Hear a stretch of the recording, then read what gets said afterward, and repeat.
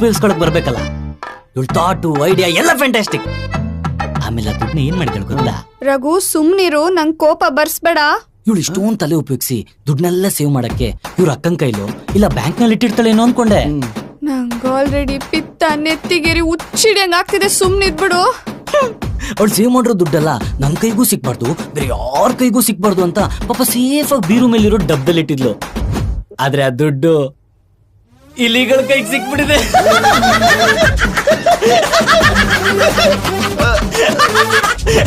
ಚಿಕ್ಕಪ್ಪ, ಈಗ ಆ ದುಡ್ಡು ಹೆಂಗಾಗಿದೆ ಗೊತ್ತಾ?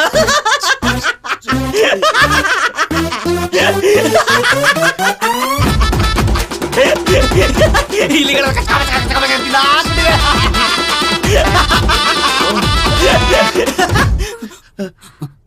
ತಗೊಳ್ಳಮ್ಮ ನಿನ್ ದುಡ್ಡು.